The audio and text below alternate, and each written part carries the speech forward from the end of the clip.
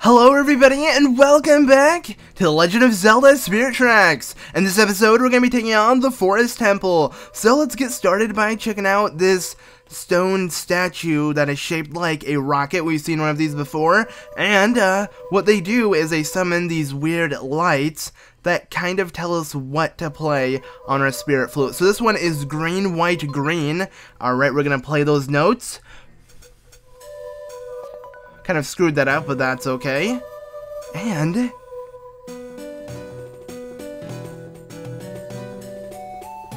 oh yeah, that was pretty groovy. And look at that, a fairy has been summoned.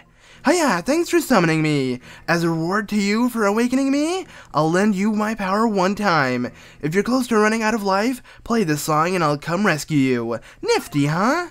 Oh, and one more thing, you can't summon me just anywhere. Only a place with strong energy. Wow. Like a temple or the Tower of Spirits. Alright, sounds good. Fairy, are you Navi or are you Ciela? I don't know. You're most likely none of those, but you just remind me of my old companions throughout my previous adventures. But yeah, so we learned the Song of Healing. Not to be mistaken with the Song of Healing from Majora's Mask. That is completely different. But it would be pretty cool if we played the same tune as the Song of Healing from Majora's Mask, because that was pretty iconic.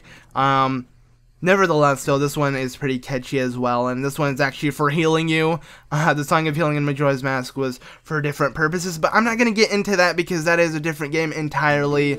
And yeah, so here we are in floor 1 of the temple. Let's go ahead and get started and check out what's in these jars first. So, just recovery hearts, not something I really need. There's a locked door here. You can obviously see a key chilling out here in this weird mist, just hanging out. We don't know what that's for, but we're soon gonna figure out. So let's go ahead and head into the path that's only opened, which is this one. And, well, you're gonna find these, weird circle-like things. Basically, they respawn. They're like some kind of plant, and if you pick them up, you can easily throw them. So if we go ahead and throw one on the switch, yes, a bridge will appear. And that's pretty much all we can do because that door is shut. We're gonna have to do something to activate the door to open up for us. So yeah, we can't head through here because if we try, we'll get hurt. We lose only a quarter of a heart, which isn't that bad. But yeah, there's this weird purple mist of purpleness. So I'm just gonna walk away and I guess make my way down here. And the door has shut. What is this? Oh no, it's freaking green and I guess orange, or rather red spin nuts. I can't tell if they were yellow. The lighting for this temple is weird, but there's a bunch of colored spin nuts and we killed a couple right now. So yeah, with that, we got ourselves a chest and we can advance on to the next floor. So that is pretty nice if I do say so myself. We got ourselves a big rupee, which is worth 100 rupees. I like that, because I could definitely use some rupees. And this is obviously really similar to Phantom Hourglass, to where we don't have a wallet. By that I mean, like, we don't really upgrade our wallet. Kind of, you can get as much as you possibly can. I think it's 9,999, like that is the cap, but I don't think you'll ever have that many rupees. Still, it's pretty nice that you just can collect as many rupees as you possibly can without really having to worry. But anyways, let's go ahead and run up here, and obviously this is another trap door. It will lock us in with more enemies, and these are known as Vengas. When you kill them, they also have that weird purple gas appear, like they just explode into it. So you want to make sure you stay away from its eruption, and when you do that, a chest will appear. And believe it or not, this is a chest that we're gonna need to solve the mystery of this weird purple gas that's all around the temple. Because if we open up this chest, we get ourselves the Whirlwind. With this, we can blow into the mic and it will send a cyclone in that direction. So let's go ahead and try it. This will require a lot of blowing, which is gonna suck, I guess, sometimes. Because I have to, like, kind of put my head really close to the 3DS because the microphone, I don't even know where the microphone is on the 3DS, but overall it's just annoying to do. I wish you could just click a button to summon the Whirlwind, but I think it's kind of cool how they incorporated like some, you know, items that actually use the microphone, because it kind of felt like there was really no point to use it. Actually, this game used the microphone quite a bit with the spirit float as well, so yeah, but it's gonna blow here. There's really nothing there. I guess I could just head back. And we're gonna head back to the first floor, and the reason why we're gonna do that is because with this whirlwind, we can check out that area that I circled that was filled with the purple mist and really see where this is gonna take us. So, let's go and do that, and make another whirlwind here. This is freaking ridiculous.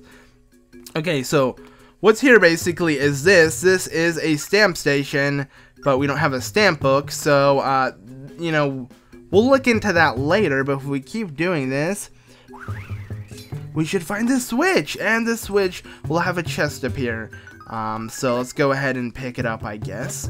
We can obviously see where it is on our map. I find it really neat how we don't need a compass or dungeon map as well.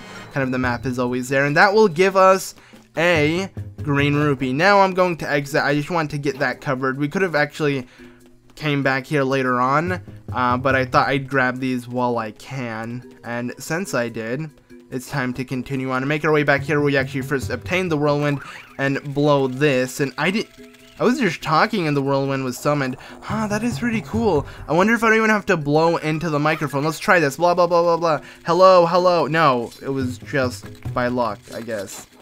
Okay, that sucks. It's okay, though. Let's go ahead and break these pots. Yeah. And, hey, look, one of these gossip stone things. I'm gonna go ahead and take out my spirit flute and play the Song of Awakening. I think that's it, or am I playing it wrong? There we go, that was it. I know it was just 2 notes. So, with that, you play the Song of Awakening. What's this? Yes, it has awakened, and now we can ask it for something. So, had a nice nap. You're searching for hidden treasure.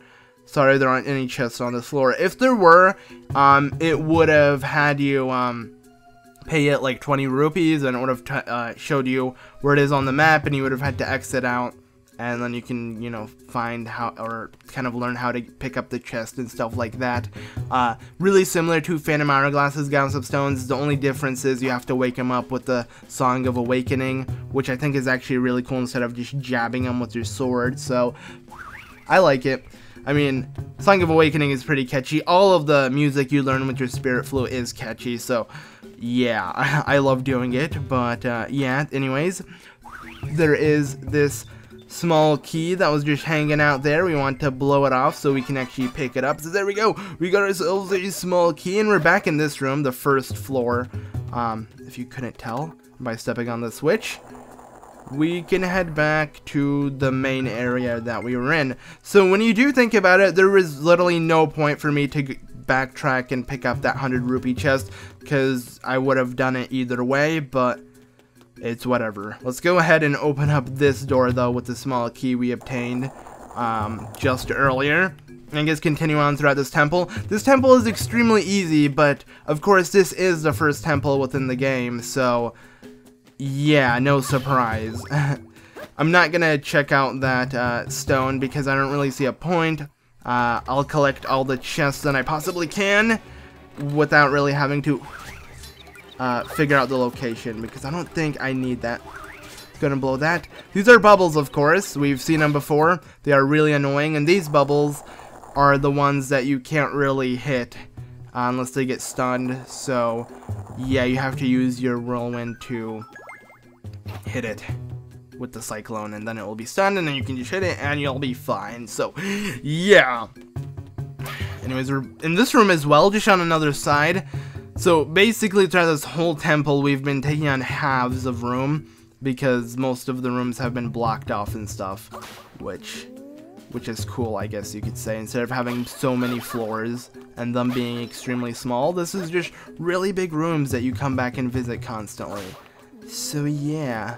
Anyways, this is completely useless. I don't know why there's this endless pit here, so I'm just gonna ignore it and head up here. And I don't know why I jumped down that. I just felt like I should.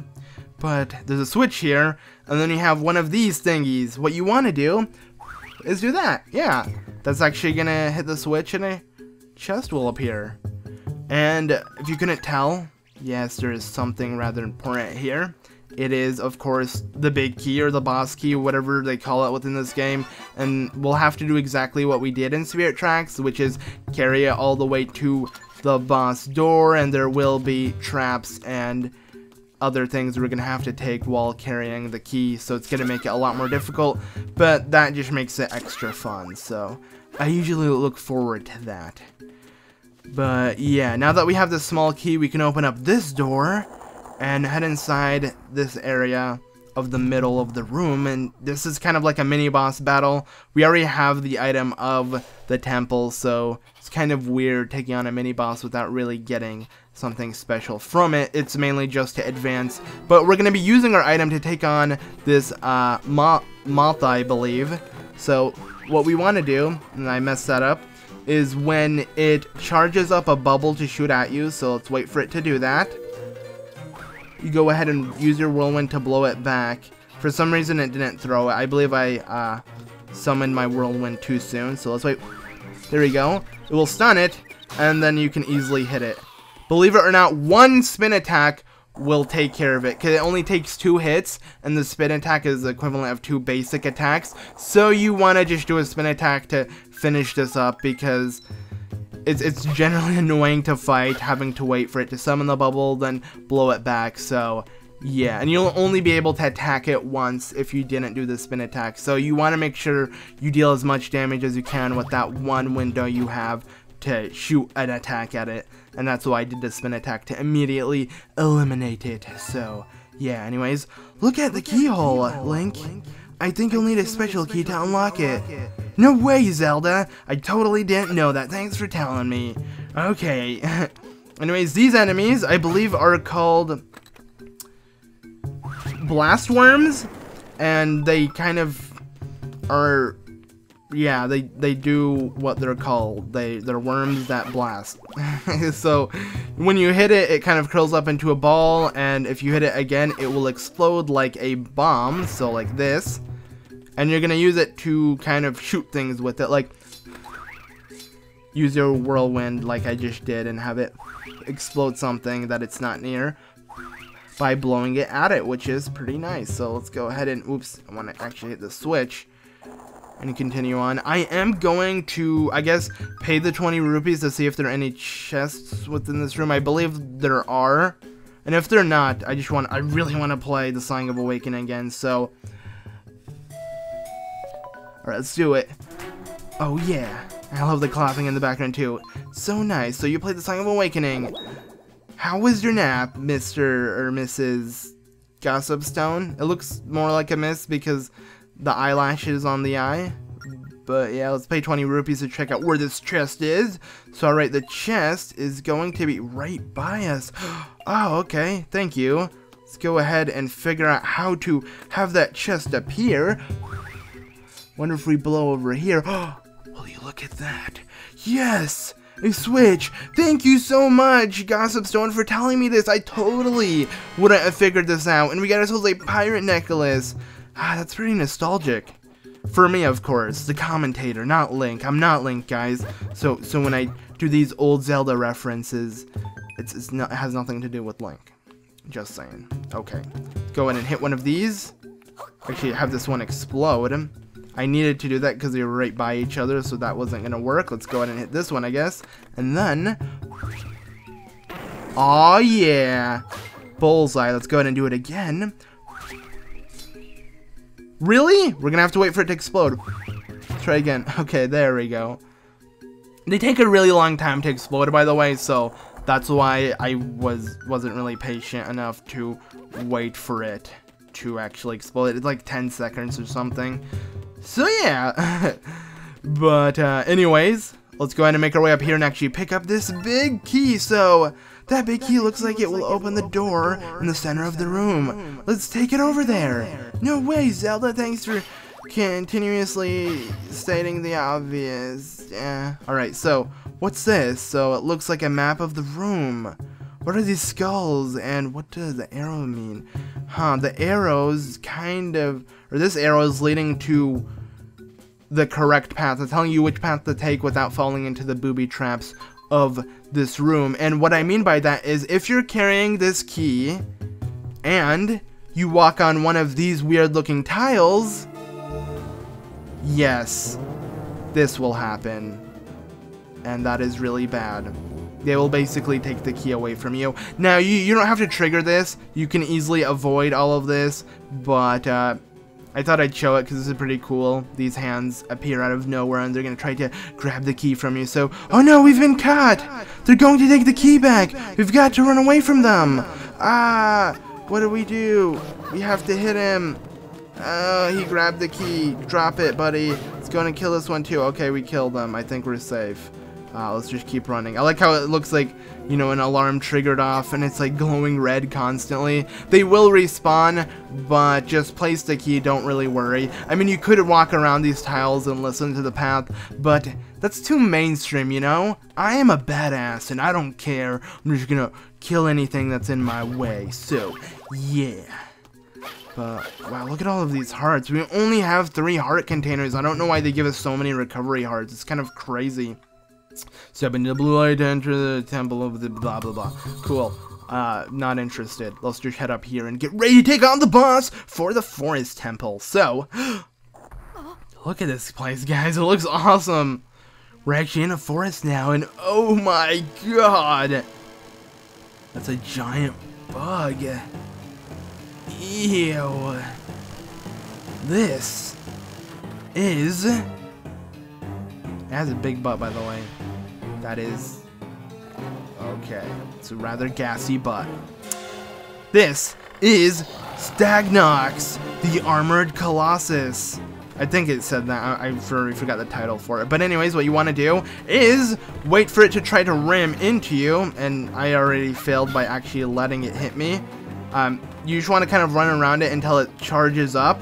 And once it does that, you want to use your Whirlwind to quickly blow on its butt and then attack it a bunch, like so.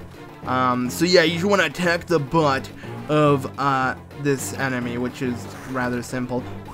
But this is just a first phase, so yeah. I'm just going to keep doing spin attacks to deal as much damage as I possibly can. I believe if we do 4 spin attacks in a row, though, we will get confused or like dizzy or whatever that happens to Link, like if you roll 4 times in a row. So you want to be careful and not do that, because you'll avoid on a bunch of free damage.